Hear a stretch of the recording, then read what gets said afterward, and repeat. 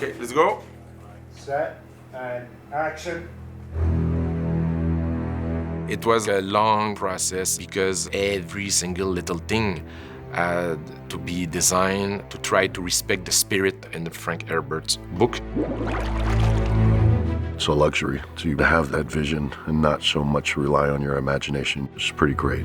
When the camera lands, look at the camera and say, Neil. 3, 2, 1, go. Neil. I think there was an expansiveness to these sets. From an acting perspective, you could just feed off of with ease. It didn't feel like we were shooting on a stage or a studio. I read the script and I can't help it. Images come to mind, like strong images. I create mood boards with references, with little sketches, and I bring them to Denis. So for him, it's important to make this movie his vision. So we tried to make something very different from what's been done before.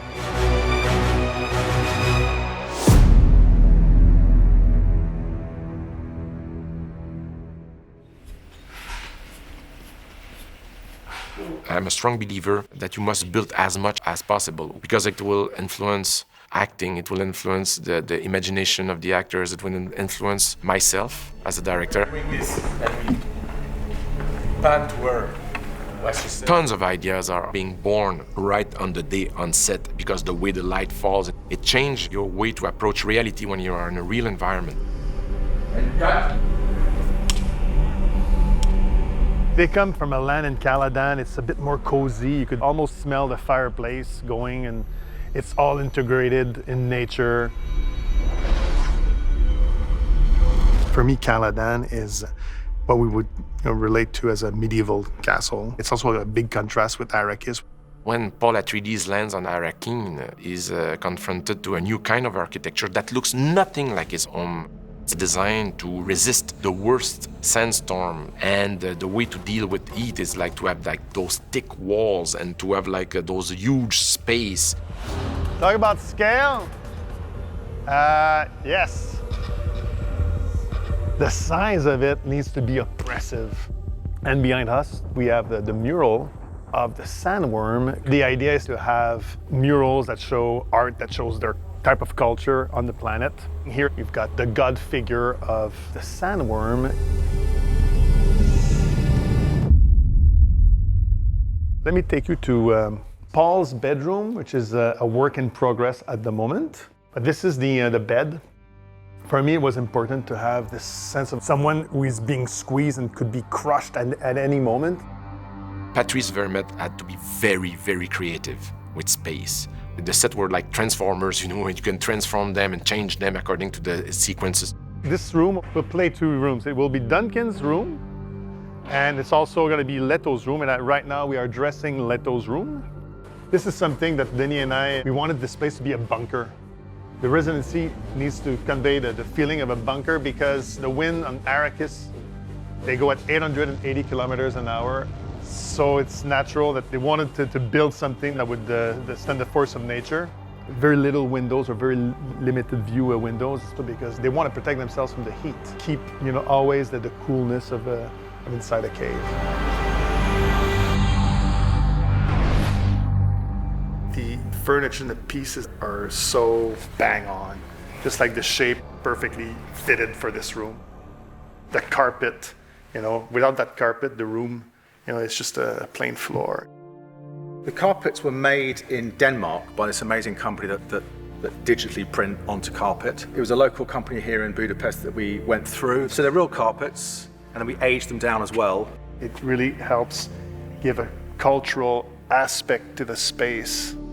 The production design is futuristic, but it's ancient to go wander through those places. I've learned so much on this. It's a beautiful thing. The detail, the art department, hands up to them. It's just exquisite, the work that they've done. It's like doing one of those biblical CinemaScope Technicolor films from back in the day. Action.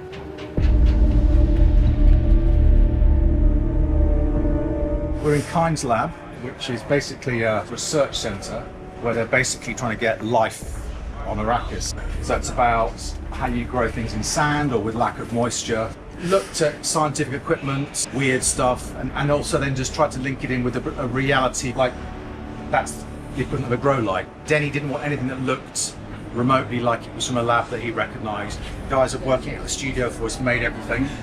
This is just one room, and it's based, I saw early on in my research, Second World War bunkers. It was like one main corridor and multiple circular chambers around. It's an ancient lab, and in the main office, there are ancient writing, but if you look at in the texture, I wanted to have some writing that almost is camouflaged in the texture of the rock. So it's the layers of the past, it's the knowledge on this planet, and it represents the culture that has been invaded by the empires. There was a tremendous amount of work that was made by Patrice and his team. We worked very hard to create something that has not been seen before, which is not easy. It's very smooth working with Denis. We have the same love for filmmaking. We agree on aesthetics. He's a passionate man. To be invited to work on a movie like this is beyond any dreams. So, I'm very grateful for that.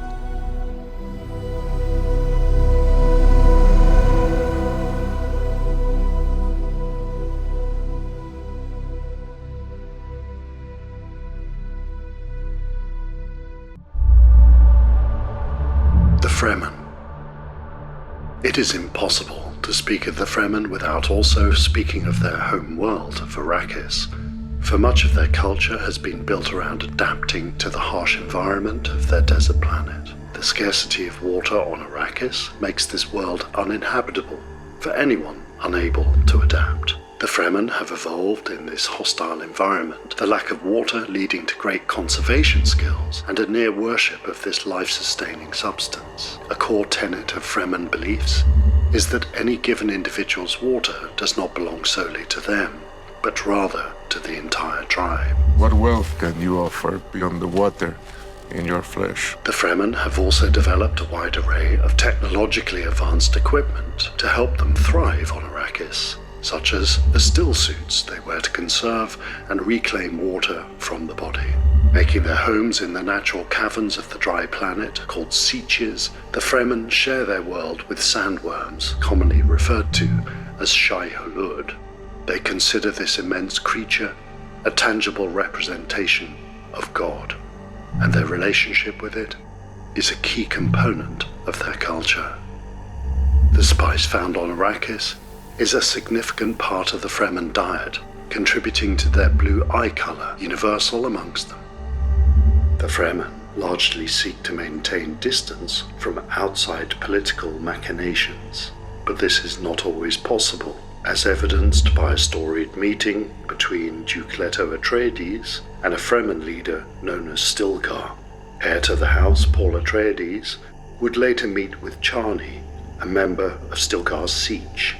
With their tight-knit communities and specific rites and rituals, it is a significant challenge for any outsider to be fully embraced by the Fremen.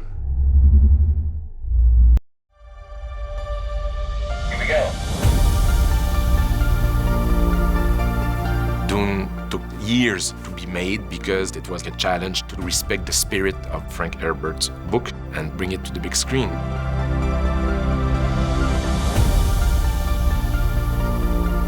Maybe the most important thing of all, I wanted the design to be inspired by nature. The light, the wind, the dust, to feel that these worlds, these were real natural environments. Frank's book, as a world builder, he created this whole epic. Because I knew Denis really wanted to honor the book, so I would sort of triangulate between Denis' words, Frank's passages, and try to inform how to go forward with my designs. I read in Frank's words in his passages that there was 200-mile-an-hour winds, and everything was really designed to deal with this brutal environment of Arrakis. It's almost like solving a puzzle, how to make those into something you've never seen before in a movie. What I would do is just deal with very simple shapes, and maybe just a little detail on the side, just to give you a sense of scale. That was very interesting in terms of trying to design something that made sense. House Atreides. The noble house of Atreides, scions of kings, gods, and legends alike. This great people is descended from Atreus, Greek god of war, and King Agamemnon, ruler of Mycenae and storied warrior of the Trojan War on Earth. Like their forebearers, members of House Atreides are born rulers. Their green and black crest a shining beacon of the galaxy. They are viewed as friends of enemies, but never discounted and rarely unconsidered. We are House Atreides. There is no call we do not answer. There is no faith that we betray. For generations, they called the planet of Caladan home, the third planet in orbit around star Delta Pavonis. Much of its surface is covered in vast oceans, allowing for aquatic ecosystems to flourish. During the Duchy of House Atreides, terrestrial agriculture thrived, as did fishing industries. It was considered a time of prosperity on Caladan. In the year 10,191 AG, in the waning days of Duke Leto Atreides' rule, House Atreides was charged with taking control of the desert planet Arrakis, forcing Duke Atreides, along with his son and heir to the title Paul Atreides, to lead a massive exodus from their ancestral home on Caladan.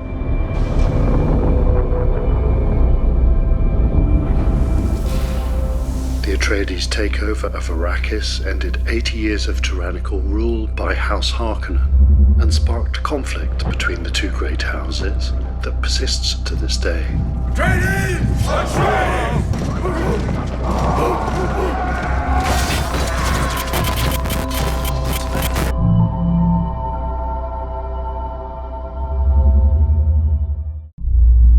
House Harkonnen. For centuries, House Harkonnen was a house minor, not possessing the ruling power required to be considered amongst the great houses. Yet even as a house minor, they were afforded a vote in the Landsraad Council, and over time, House Harkonnen was able to increase its influence by maintaining a stronghold over the whale fur market. The labour practices of House Harkonnen have long been called into question, accused of unethical behaviour in the service of maximising production while minimising cost. Over time, their wealth only increased. Their home planet, Giedi Prime, also suffered under the industrial ambitions of House Harkonnen, as resources were depleted and the atmosphere damaged to the point of slowing photosynthetic processes planet-wide. In the year 10,110 AG, House Harkonnen was finally granted a fiefdom on the desert planet called Dune, elevating them to a House Major. On Arrakis, House Harkonnen was tasked with mining the spice, which they did to great effect, sacrificing the well-being of the native Fremen people to increase profit and production. For years, they controlled the precious resource of spice under the command of the tyrannical Baron Harkonnen, bolstered by his nephew, known as the Beast, for his violent ways. The Baron ruled mercilessly, but in the year 10,191, House Atreides was sent to take over. The Harkonnens did not embrace the transition, and the two houses remain in conflict, even today.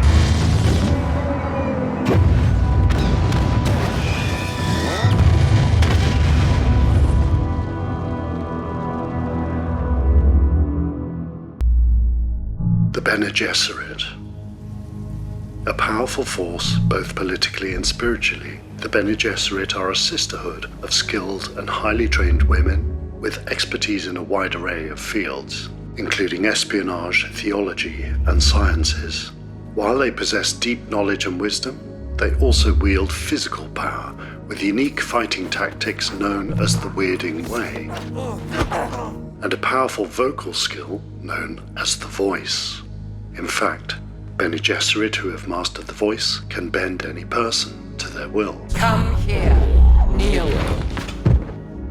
The Bene Gesserit possess many additional powers related to their physical body, giving them complete control of their reproductive system, their breathing, and their metabolisms, allowing them, for example, to render toxins harmless. One of the Bene Gesserit's missions is to fulfill an ancient prophecy, creating a unique being that will lead to the betterment of all mankind. They do not sit idly by and wait for this superior being to appear, but rather they take an active role. For thousands of years, the Bene Gesserit carefully cross bloodlines to create this superior being. They call this chosen one the Kwisatz Haderach, the first male Bene Gesserit.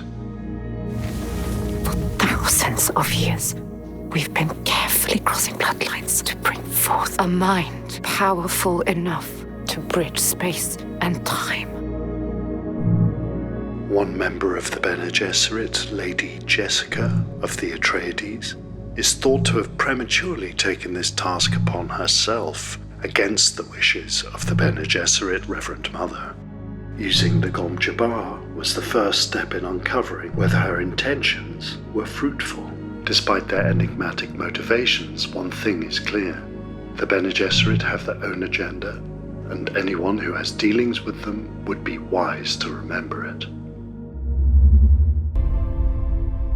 When Paul Atreides lands on Arrakeen, he's confronted to a new planet. A planet, the most converted and most dangerous planet in the galaxy.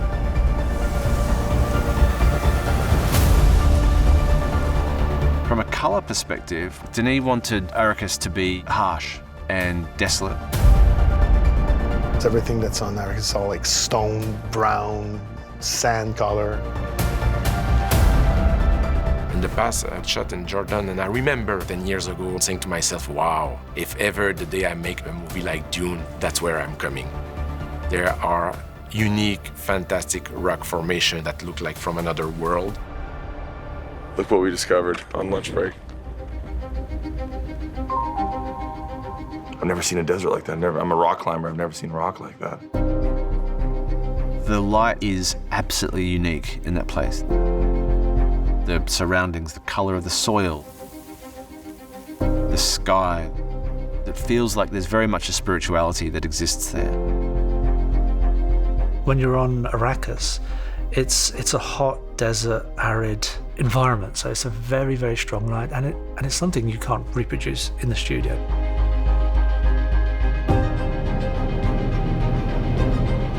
Arrakeen is actually based on an actual area in Wadi Rum. It was scouted via helicopter, and we found this area where it's surrounded by mountains. We would previs certain moves going into Arrakeen. We did rough geometry of the area, and then we created a rough flight path. So the city itself needed to be a monument. We wanted to tell a story with that. This is a city that needed to feel like it was populated and that there were native Arrakeen citizens going about their daily lives within it. The city itself as a character was very important to Denis. We had an opportunity to let him design his own cameras to fly over the city. And we were able to build a low-resolution version of the city, place it on an iPad for him to walk around and be able to design his own camera angle as if he was shooting it live action from a helicopter. City elements were shot in Budapest. The soundstage were like 2 football fields. We recreated a gigantic tarmac for the Atreides landing. So that for the set extension to create the city, we had to use sand screens. We found when you put the sand screen in the negative, it becomes blue. So it's an inverted blue screen. It works really well for when you're out in the desert as well, because you just invert it and you're already in that color.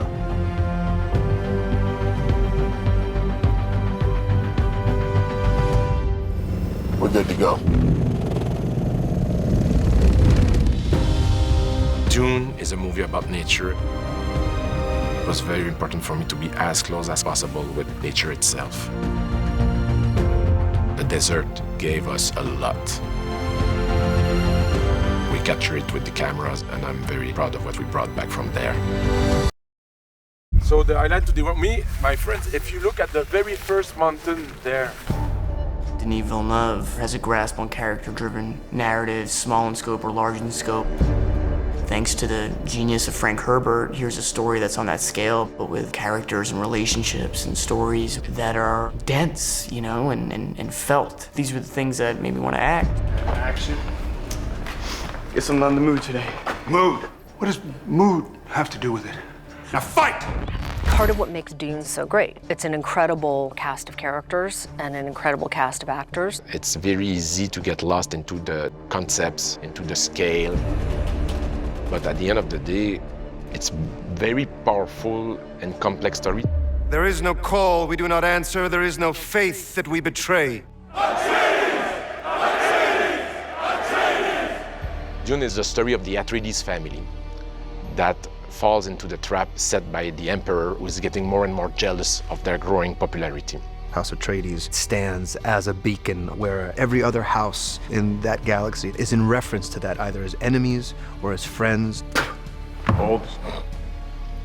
What intrigued me about Leto Atreides is the tragic nature of the character. He wants to not only make sure that his people survive, but that his son is the kind of leader that he thinks he should be.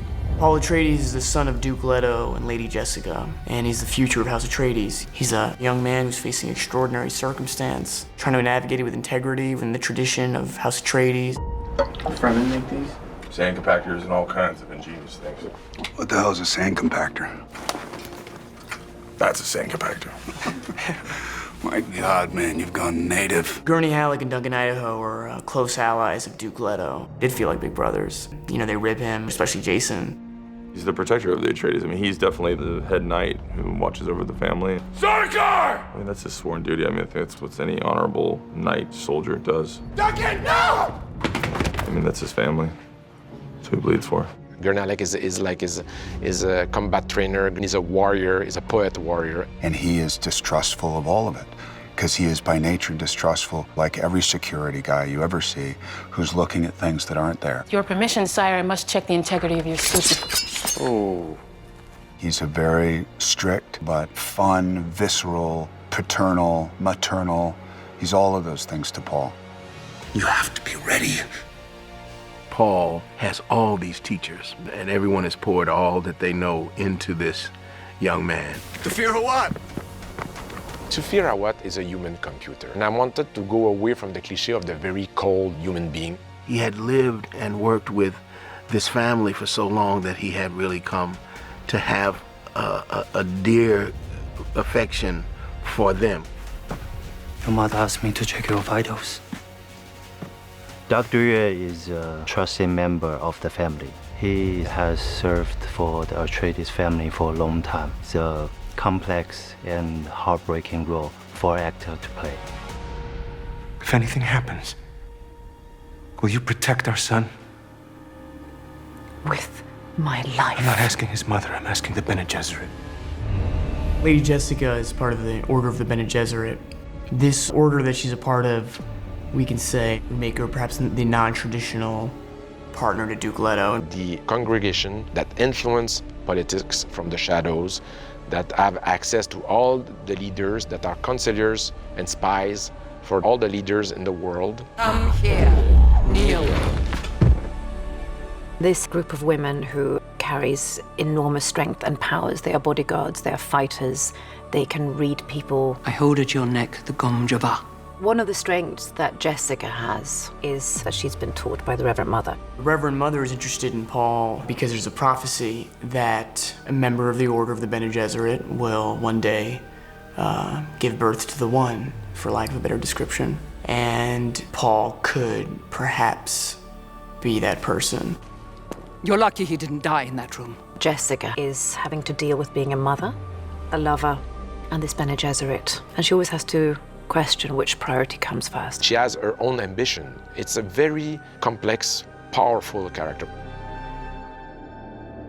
How can the Emperor take everything we've built and give it to that Duke?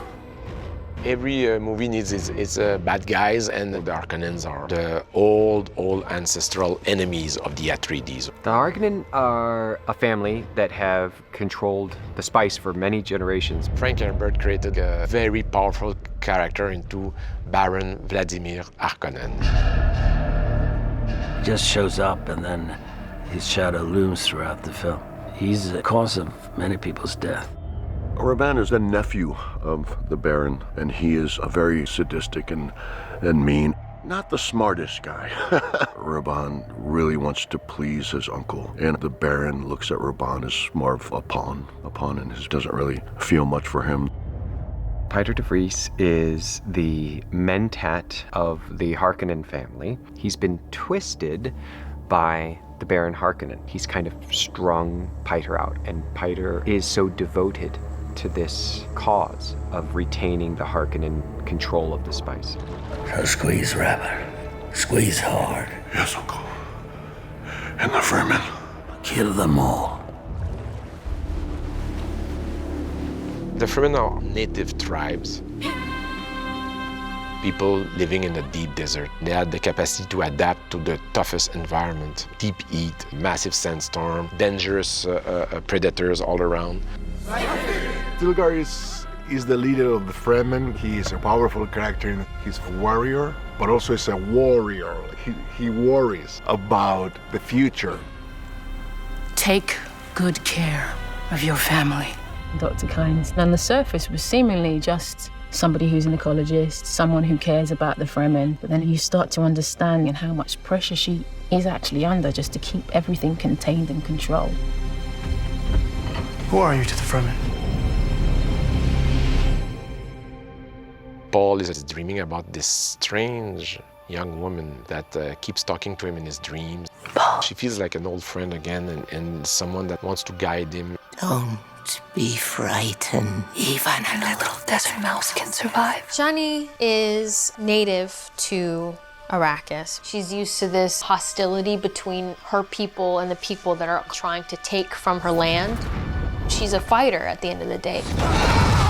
When she does meet Paul, her guard is up. She looks at this person as like, this is a child. But there's clearly something else. There's a glimmer of something between them. I don't believe you're the Lisan al-Gaib, but I want you to die with honor. It's indescribable what that feeling would be of a proximity of physical attraction in dream form that comes with a terrible purpose. It comes with a very intense actualization. So I think Shani represents all those things to him. And it seems that he truly cares about the people, and there's a deeper humanity within him. They're on a path of conflict, and it's the moral catalyst to Paul's arc towards something greater. Desert power. This is only the beginning.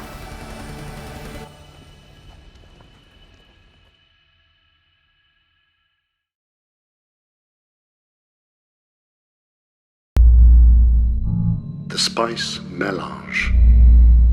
On the planet of Arrakis exists a substance so valuable, so rare, and so necessary to our way of life that countless people have toiled, bled, and even died to harvest this natural resource.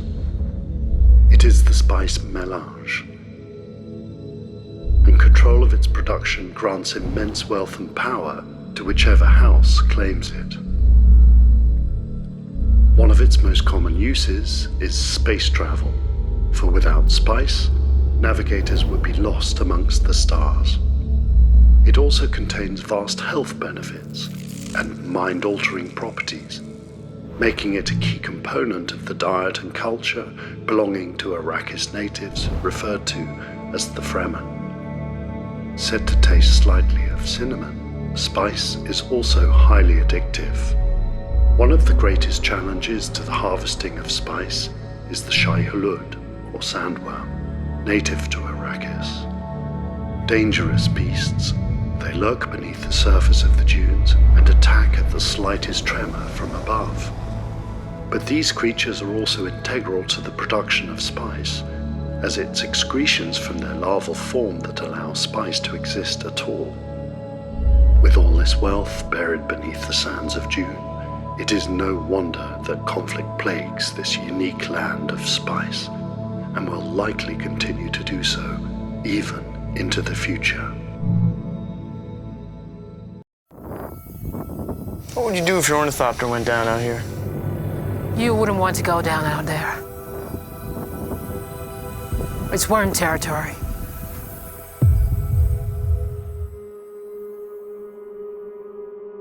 Spice is to Dune what oil is to our world. The sandworm goes in the deep desert and attacks the spice harvester because they are territorial beasts and they want to protect the spice fields. The harvester's like a rolling factory. We always started designs on what would it really look like. Like if you were really on a futuristic planet full of sand and then you had to extract something that was embedded in sand and filter it through, how would you really do that? The challenge was to make that look interesting. I didn't want this to be an oil rig with tank treads on it. When I first started with this harvester, Denis asked me, how would it be extracting the spice? How is it moving? Is it crawling on legs like a spider? Is that too futuristic? Is it working on treads? One of the hardest parts of my job is to making something look interesting.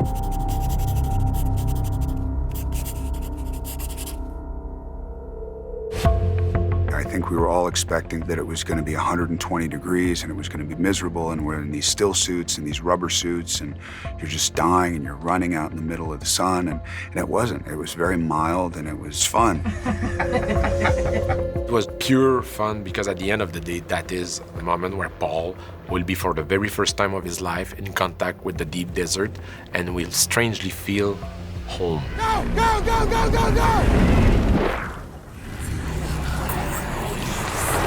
There was a moment Paul was kneeling in front of the spice harvester, and he wanted the kneeling in front of it to be really specific.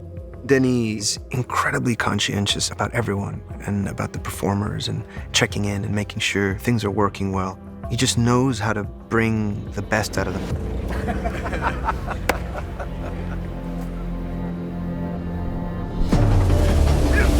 Come on, let's go! The sequence has to be very carefully timed, and there's a big consequence if you hold on to a shot for too long. It's, you know, the dollar signs start going up. We very carefully crafted that. It was a collaboration really between me and Denis, but also with Sam Hudecki, the storyboard artist, that we would compare notes and try and kind of get the thing in really good shape. The scene where you see Paul and Gurney on the back of the ramp, and they're like watching the worm take the spice crawler. They're actually on the ramp, and we actually pulled the ornithopter up on a crane. It's a scene that required a lot of choreography, a lot of time of shooting, but honestly, those are my favorite thing because it's a sequence that doesn't rely on dialogues or something. It just relies on cinema and the power of the images, and we had great time shooting that.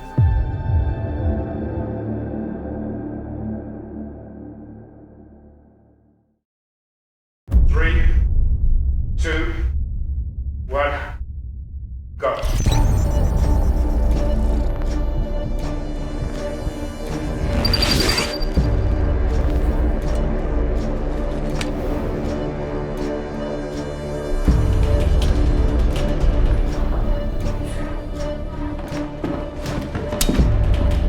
Right at the beginning of the movie, we will see Paul reluctantly training with Gurney Halleck. Gurney tries a bit like we do sometimes with teenagers to warn him, to wake him up.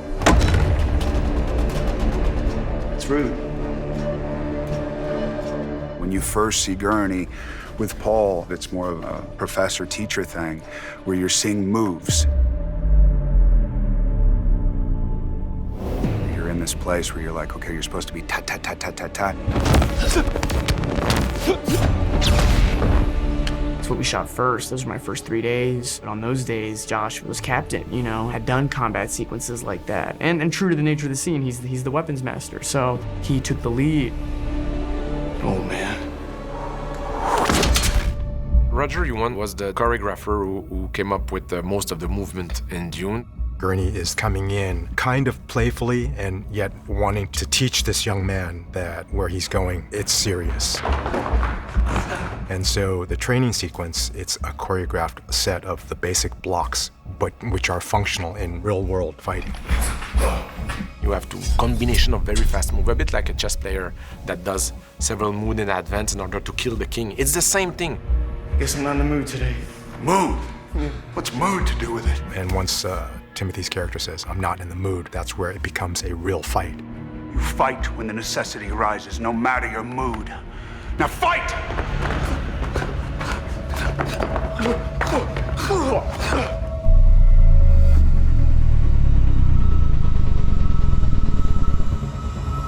It's a cross mix between martial arts and fencing, where you do a certain amount of movement to distract the opponent in order to be able to bring the blade inside his shield. The slow blade penetrates the shield. So it's very fast pacing, close combat, very precise, using hands, both hands and knives, in order to be able to kill the opponent. It's a very specific technique that belongs to Dune. Now you can take it away and just send it. Okay, so if that is, you mean like that? Yeah. The Atreides system I based on a Kali and a specific style of Kali, Balintawak, which is very, very short movements because their blades are shorter. So it adapts to that type of weaponry. Depending upon the character and also the actor that is brought in, I would love to make sure that their specific abilities physically are being utilized. What was their background? Even if it's not martial arts, do they understand tennis? Do they play soccer? And try to, in their training process, relate to them in that way first, and then kind of slowly guide them along and go, okay, this is how we do it in fight world now. It took a while, but learning kata fighting with the sticks, and filming myself and then looking at it and actually learning from it and saying, oh, I see I'm too far forward and I need to stand up more, and things clicking along the way. Josh is great. I had a great time with him personally, as well as showing him the choreography. Because you want to show the effect of the sword going in, let them drop to their knees, and then decide to cut. It's a fight that was very difficult for me to learn because I'm just more, look at me, man. It's just like there's no, you know what I mean? The silverback. So I pushed myself very, very, very hard. Roger Yuan, we worked very hard together, and I have big gratitude to him. Timothée was great. He had a little bit of a background in Taekwondo. He's got a dance background, so he has a wonderful memory for choreography.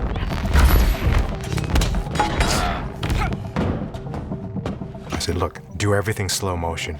Let your body feel connected so that it's not just a mechanical movement of arm and shoulder. It's that your whole body and your mind and intent of what you're doing, that's combined. Then we can go into doing it fast.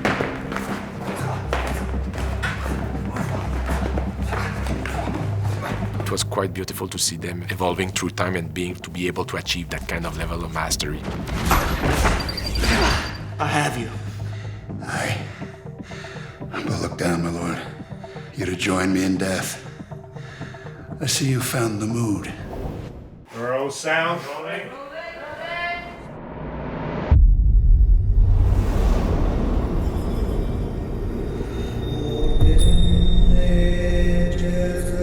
Duncan Idaho is one of the greatest sword master in the galaxy.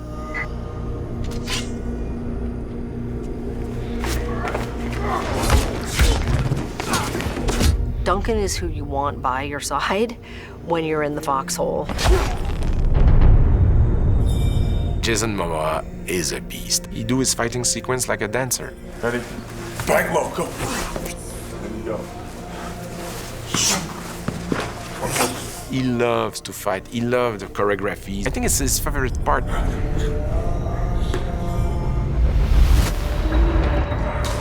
At one point, Duncan was trying to save the Duke, Lady Jessica and Paul. He fails. He arrives too late. But it's the moment where we will witness for the first time Duncan's fighting skills that are closer to the samurai, and it's a choreography that had been done by Roger Yuan. Jason came in, he's got a fight background that I recognize. Now, that's a cut right there, and then you're pinning into the arm. So this is the catch. He trained with Chad Stahelski, who's a good friend of mine. Jason Momoa is Duncan Idaho. He's just an ass kicker. The big fight is about 19 stuntmen. That's at the same time, which I've never done before. Fought a lot of dudes, but not like they're all in a hallway. We've spent a lot of time training for it. And then into that. So if you have a guy come in, block, and flat. I realized, okay, this is just about fine-tuning. He knew what techniques that he'd like to do, what he's comfortable doing, what stances, and I tried to match it in. Roger has certain technique that he brought in, and there's some collie moves that I've never really done before. There's a lot of things I can't do in this movie that only stuntmen can do. That's what's so special about them, and they risk their lives for the craft, for the art, for myself. Denis really wanted to see romantic moments that harkened from the past. And so this is why he's chosen a sword-based weapon. There's something heroic and interesting about that. Slide the camera left right there. that good there? Sargon. That's good there.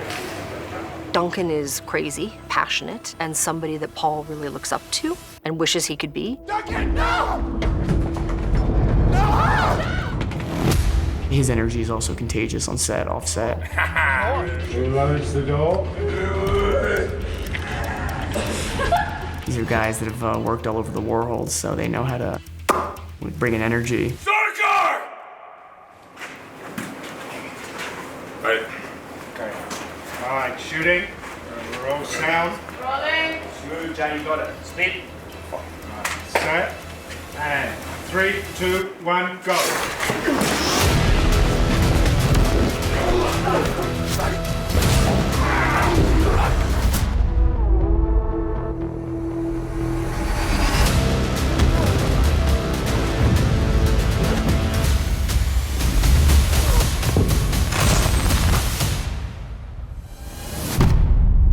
I love his death. At night, looks after the family, and I was honored to play the role. It's really cool because Denis doesn't really get to do those kind of action pieces, and so to see the excitement and like things that necessarily I've done, but it's through his lens, through Greg's lighting, when I go and look at it, I'm like, wow, just a total different experience, which is beautiful.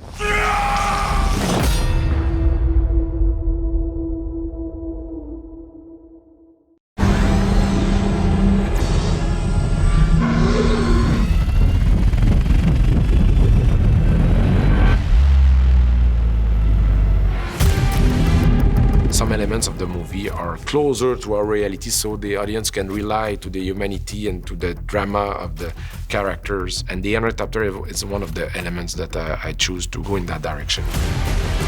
In the book, it's described as kind of a plane that use a propelling system that looks like a bird. Ornithopter. It's like a kind of challenge to bring that to the screen because it can either look fantastic or very silly.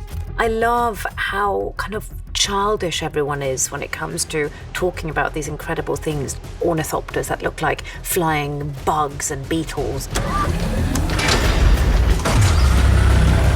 To make this a reality, we started back in February 2018 with Denis, and George Hall came along, and then we conceptualized this first version of the ornithopter. We had insect references, we had bird references, we got helicopter references, and then as we went along, we had like more angular references for the world of Dune.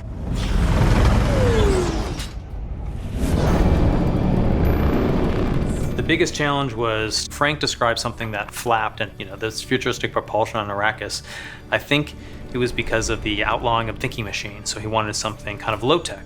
So I would start doing these little sketches and then start kind of really designing the mechanics of it first and then making that into a shape. What I have in front of me are some examples of my final ornithopter illustration. But the process goes from sketch to drawing, then I will model it in 3D, then come back to drawing, get notes from Denis that may be more otherworldly or more functional. I was trying to get closer to the idea of an insect instead of a bird, because there will be a feeling of power and a feeling that will look more realistic. We were getting closer to a dragonfly cross-mix with a helicopter. Technically, it flaps its wing, but ours is just like a very, very fast movement, almost like a vibration, just like a hummingbird or a dragonfly. I worked with Patrice and also another artist named Coley Wirtz, who took from my beginning designs and took it to the next level, where, really figured out all the details and worked with BGI to build them full size on set. We had to figure out every nut and bolt on this thing for the actors to be inside and out. They've been constructed in such a way that when you're next to them, the amount of detail that they have is amazing. I was just blown away, really. I said to Patrice, I want them to look as real as possible. I want my mother to believe that this thing can fly for real. I want it to obey to gravity laws. I want it to feel muscular. I don't want it to be necessarily elegant. I want it to be like bulky and powerful machine that looks like a military helicopter. These machines, they work into extreme condition on Arrakis. There's winds at 850 kilometers an hour. So you cannot have something that is small and very delicate. You need to be tough, and they are beasts, they're big.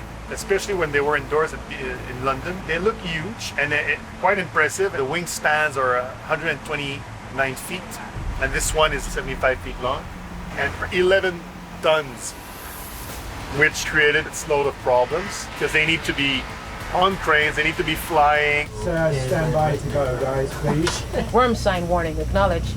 Good call to Delta Ajax 9. So Denis wanted these scenes to be shot in IMAX. This is why the cockpit is in tears, because when the cover is not there, you see the world in there. Also, because of the angles of the glass, you're totally submersed by the desert. It's also to give the spectator an interesting point of view. I think of the excellent skill level of Patrice at the Ornithopter, which felt like a real thing. It felt like something that you wanted to strap into. You wanted to put your seatbelt on.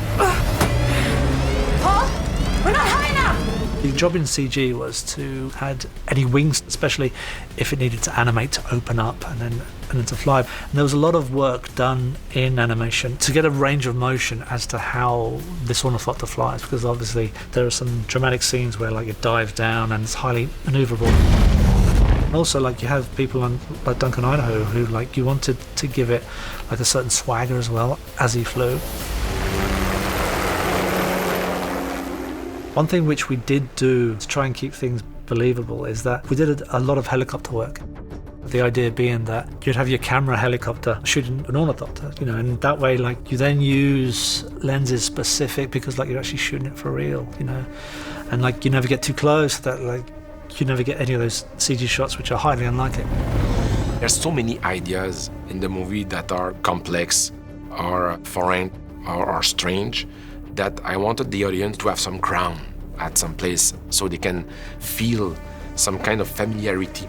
And we came up with that shape that I deeply love, that is very unique.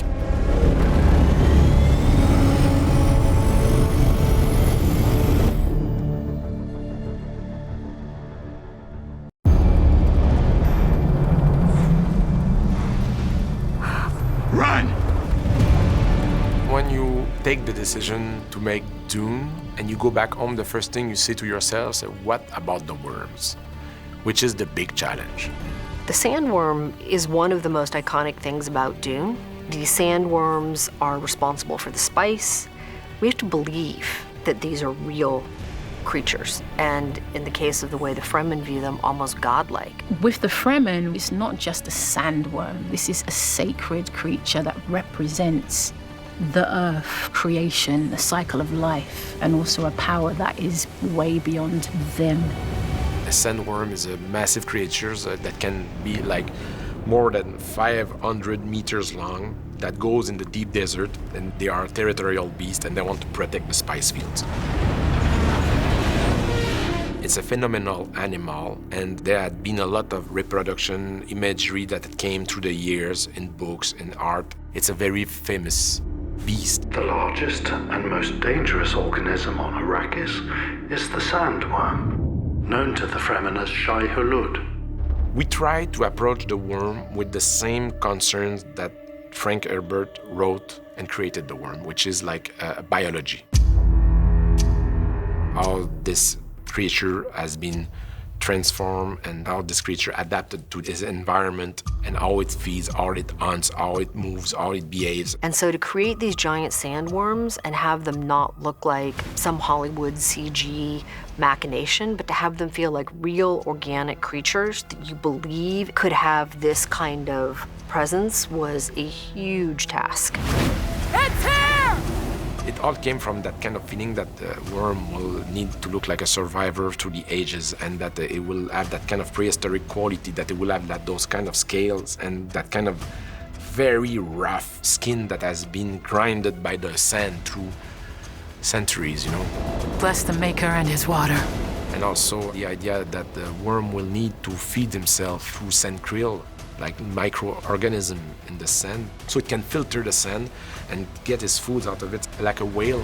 May his passage cleanse the world and keep the world for his people. The sandworm was unique in that we were concentrating on the mechanics of the movement. We studied real-world desert camouflage creatures to understand how they would interact with their own environments, and we tried to apply some of those lessons to how these sandworms might function.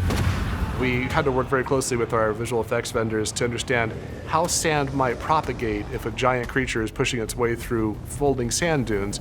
Does sand collapse in the vacuum behind it, or does it maintain as a mound above it? And we had to spend months understanding how a worm of that size would move through a huge field of sand and find the balance between the artistic goals and what the real-world mechanics might be.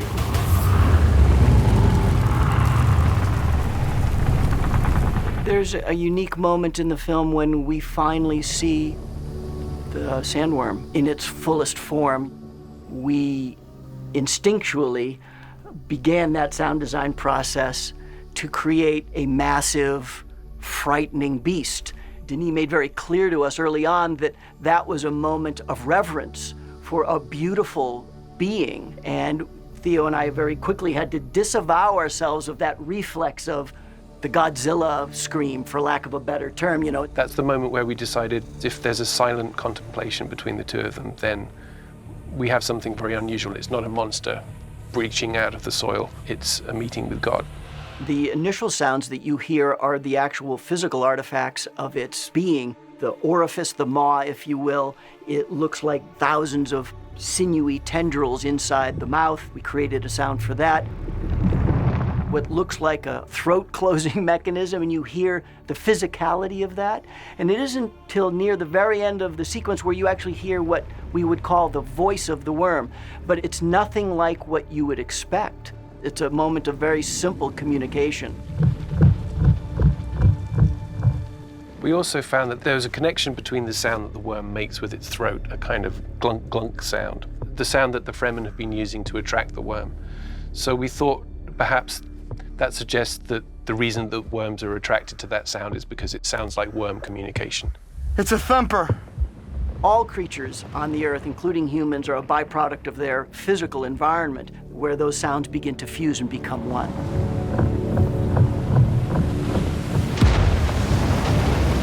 One thing I know is that we did it. I think that Frank Herbert will appreciate that version of the worm, that at the end of the day needs to be a very frightening, impressive creatures, and at the same time an incarnation of God. So it needs to have that kind of quality.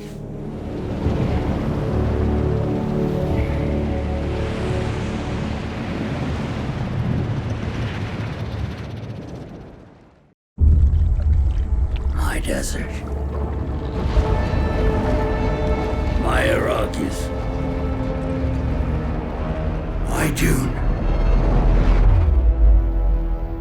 The character of the Baron is a very small role, but if you gave him enough physicality, you could create such a strong presence that he would sort of cast a shadow over the entire film, which is necessary for a bad guy. I said that you could join. So join. I needed an actor with that gravitas, with that range, that will be able to bring the deep intelligence of the Baron and the cruelty. And I will say right from the start that as much Stellan is the loveliest guy, still I'm frightened of him. He's very frightening. When is a gift not a gift? He's not only very gracious, but I can tell that he's a hard worker because of the makeup that he's had to put up with and go through and still be able to perform. He is so imposing in his makeup and his look. The first time I saw him in his look was the first time I met him. And I was like, oh my God, it's incredible. If the Duke's son lives. No Atreides will live. His performance is what makes that transformation believable. So it's done, finally. We did a tremendous amount of research and design in order to find that shape that will define the Baron. I had long discussions with Denis about where I wanted to go with it, and that he looked different, that he had a presence that you hadn't seen before. I didn't want the Baron to look like a caricature. I wanted a strength and power, and I wanted to feel a menace. One of the first decisions I made about the Baron is that we will not use CGI, but the prosthetics. Because I wanted the actor to be in relationship directly with the character. It's a huge undertaking. I spoke to Denis about it and said, you know, Luve and Eva, the makeup designers in Sweden, would be my choice to create this. And Stellan was very happy with the idea. Thankfully, they're living in Sweden. And we started doing tests very early on. And they're fantastic. They're some of the best special effect makeup people in the world. We took Stellan for live cast, and we did a full body live cast. And we started doing a sculpt of the entire character.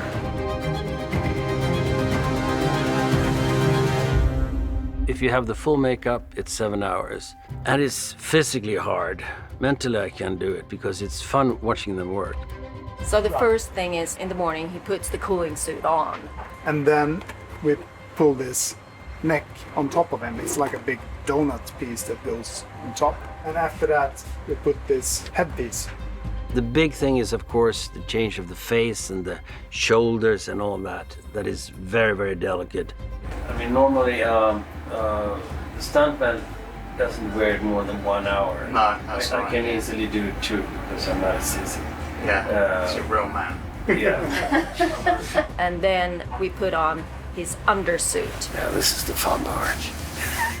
And then you have the fat skin on, and then the edges between the skin and your fake hands and your fake head has to be hand painted in, and it's a very complicated process. 7 hours later. A lifetime. It required a lot of patience from Stellan, and I'm still grateful that Stellan didn't complain. Okay, sure, no problemo. And I've never seen his demeanor be anything other than pleasant and gracious. And that says a lot, because I know from wearing makeup in the past that it's just not a comfortable thing. That's very good. And I also think that he does enjoy it. Yeah. He does enjoy becoming the Baron.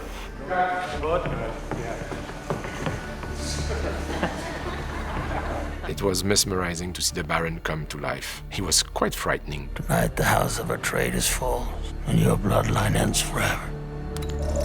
You can produce the nicest makeup and the most beautiful pieces, but if you don't have an actor that can act in what we do, then it's all for nothing. It's really the actor that makes the makeup become something that is alive. Fremen. Kill them all. Stellan is so possessed by the darkness of the Baron. Yeah, fantastic performance. You don't feel wonderful all the time when you're out, but then suddenly something happens, often with another actor, and it swings, and it's music. This is what I live for.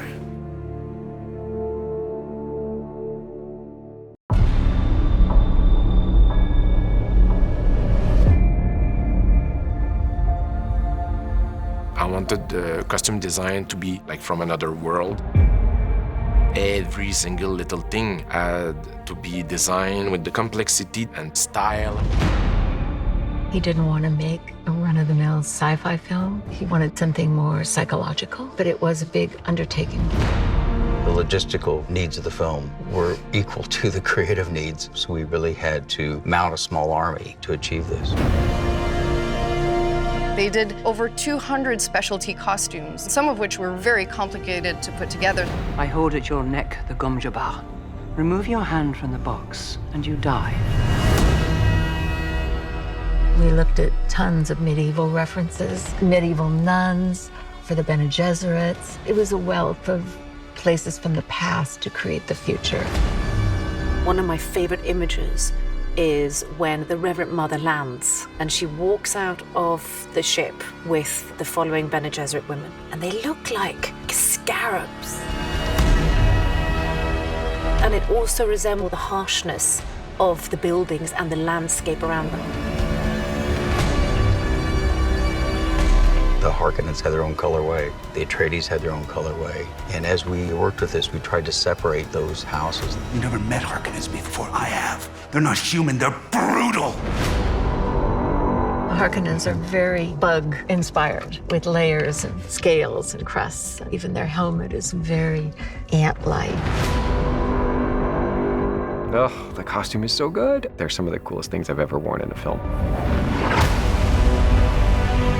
I mean, the costumes were gorgeous. The way they fit everyone. With the Fremen, the minute you put these robes on, there's a certain regality. The still suit, it's like heavy duty to make something that's just like a gray thing look so beautiful. I don't know how they did it. There was something about those still suits that were very practical. I felt myself come to when I put it on. You've worn a still suit before? No, this is my first time. Your desert boots are fitted slip fashion at the ankles. Who taught you to do that? It seemed the right way. I think that Denis is making a film classic, and I hope people come away with that feeling that I had watching those movies back in the day. Seeing films of this scope and of this passion, I hope that we've contributed to that in a meaningful way.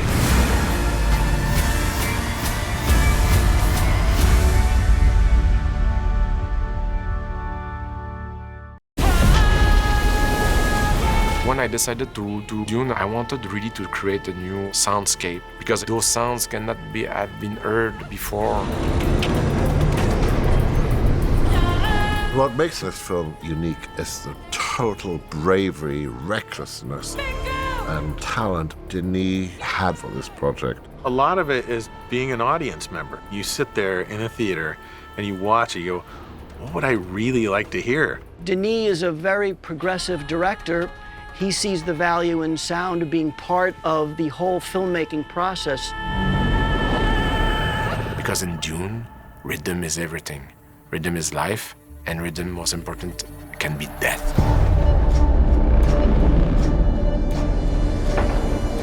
Usually sound is in what's called post-production, but Denis recognizes the value of developing the soundscape as he's shooting the film and as Joe Walker, the editor, is developing the cut. So I was collaborating while we were filming. The sounds of the worm chase, the sounds of the ornithopters. All these were being developed in tandem with the filming process. And I wanted, as an editor, to be able to build that sound world into this film right from the outset and bake it in to the cut.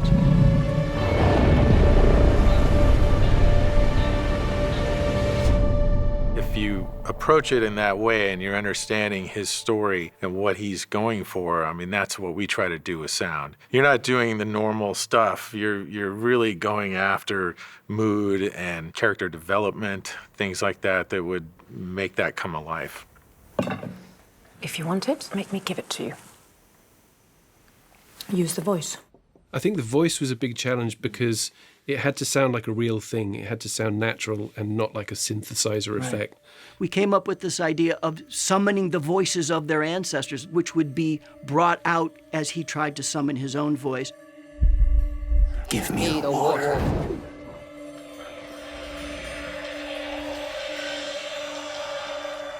It was almost a ghostly voice that could be an ancestral voice of the Bene Gesserit that Paul Atreides would be able to tune into as he grows and evolves and experiences spice.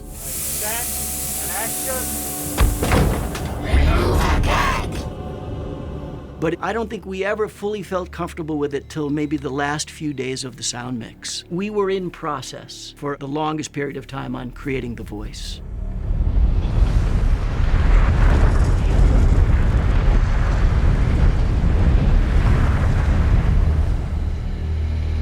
Dune is all about the sand, and I felt straight away we're not going to be asking a Foley stage to record this. So the first thing I tried doing was sticking a microphone underneath the sand and walk around it. And I realized that a sand dune is a resonant body. You can hear someone walking 100 meters away. So we then returned to the desert later and made a whole bunch of recordings together.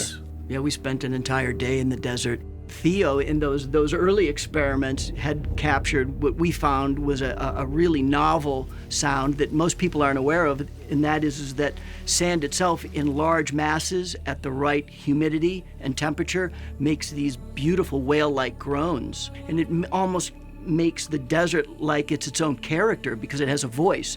And we wanted to bring those kinds of sounds to the movie. So it's really about what does the film need, and that has to be on the top, you know, that carries the day.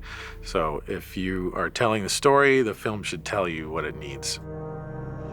Sometimes it's tempting to be flashy with sound. Sometimes it's tempting to make a spaceship the loudest, most powerful one you've ever heard. Our aim was to make it feel as if we had really been there and recorded it, as if a documentary crew had a really good sound recordist, to make the world as realistic as possible. We can't go and record an ornithopter. We can't go and record a worm. So we have to design those things, and that brings an aesthetic to the film. It brings a tone to the film, and the tone that we were going for was realism. That's a tall order for us, to create this fake reality. It was always trying to kind of balance sound design and music. You don't really know where one ends and the other begins in this film.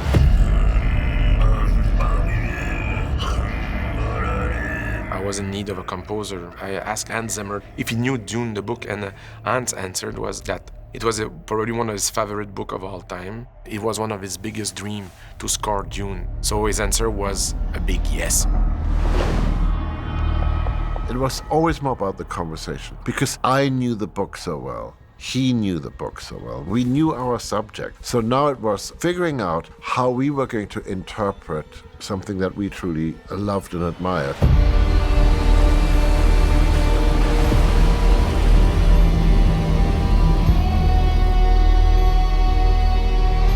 Hans was experimenting, and he did tons of experiments. They created even instruments. He wanted really to put himself in danger trying to define a new musical language. Whenever we came across science fiction movies, you'd hear overtly Western instruments, trumpets blaring away and strings, and you go, did this culture really just do what our culture did and build violins and oboes? What's a French horn on Arrakis? And then ended up spending forever making sounds, making instruments, getting people to learn how to play instruments in a different way. Always bringing new ideas to how to compose music. We feel that everything's been done, but that's not the case. He kept saying to me, those sounds cannot be heard before. And so he created new instruments, a new musical language. All the score inspired by the sound of the wind, and the sound of the wind on the sand, and the rhythm too, because the rhythm attracts the worm.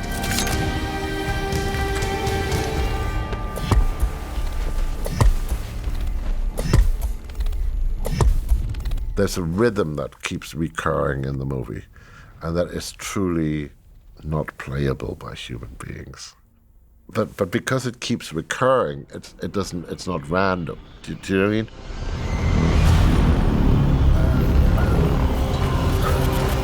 It's designed. It just doesn't make sense. It's not supposed to make sense. And it was recording a person in a way that you can't normally record them, and treating each syllable separately and differently. One of the things I love about Hans is that he's part of a long line of German, Austrian composers, and the way that they work of building the smallest organic unit, little cell that could develop into a whole 2.5-hour score. The book is about these houses, and it's about royalty, and it's about an emperor. It's about where do we come from and where do we go? And it's really just a ginormous watch interlocking with interlocking parts. And so I thought that all the motifs should be able to stand on their own 2 feet, but they should all be able to interlock and create one giant forward motion machine in a way. Not just a sonic world, but a thematic world. So he's looking for a piece of music that could be used in any context. It could be slowed down, it could be a romantic version of the theme, it can be a tension version of the theme. It was kind of really magical to see his process.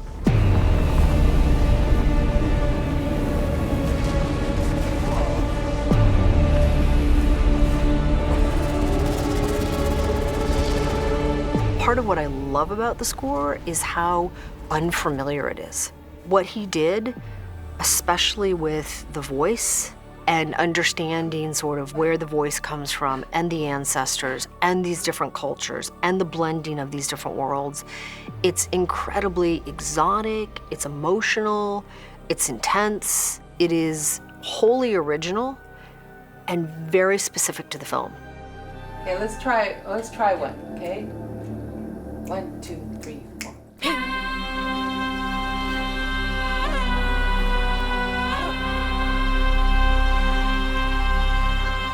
The one thing that we felt would be true through any culture would be the voice. We developed our own language and then made those poor singers do truly impossible things. Keeping my spot is the hard part. But luckily, Laura Kotler is one of our singers, the great Lisa Gerrard, Susie Waters. They're extraordinary perfectionists. When you throw the impossible at them, that's when they get excited.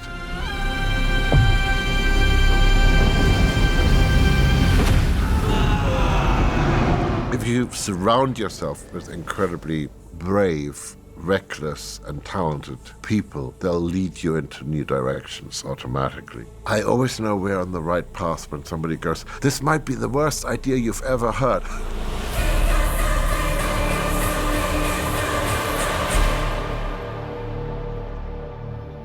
I think it's one of the best scores that Hans has ever written. It makes you feel something in different ways that, a more traditional score would fail to do. I want the audience to come with us on this journey to this planet and to this world, which seems huge and vast and unfathomable, and then at the same time realize that it's all about the smallest and tiniest emotion, just like the desert is made up of grains of sand, and the music is just made up of grains of notes. So rather than it being a massive blanket of sound, this is different. This is moving emotion.